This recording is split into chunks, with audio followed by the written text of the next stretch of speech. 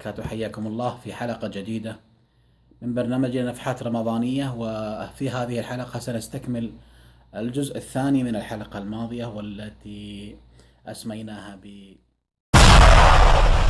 اليوم سنتعرف على سارق آخر، وفي الحقيقة نحن من نعطيه هذه الصفة بتصرفاتنا له، وإلا هو من الأشياء المميزة جدا التي في هذا الوقت.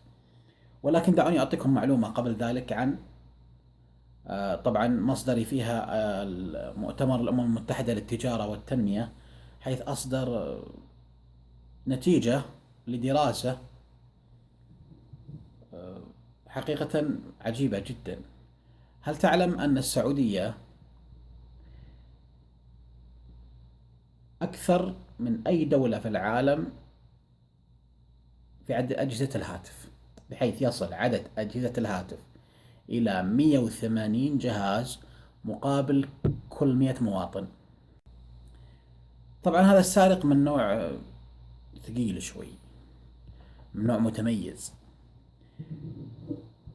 فيسبوك اشترت هذا السارق بقيمة 19 مليار دولار أمريكي، ما يعادل 70 مليون ريال وكسر، ميزانية الدولة، ميزانية الدول. أيضا كذلك هذا السارق يتميز بأنها الآن أصبح طاغي، خاصة في الفئة العمرية من 15 أو من 18 إلى 50 وإلى 60 عام. أشغلنا في مجالسنا، أشغل الأب عن ابنه، أشغل الابن عن أمه، أشغل الأم عن بناتها، وهكذا دواليك. يمكن عرفتوه، أكيد عرفتوه.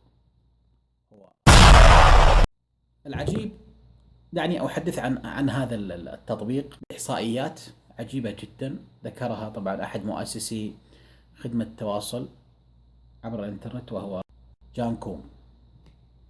وصل عدد مستخدمي هذا التطبيق مليار مستخدم حول العالم.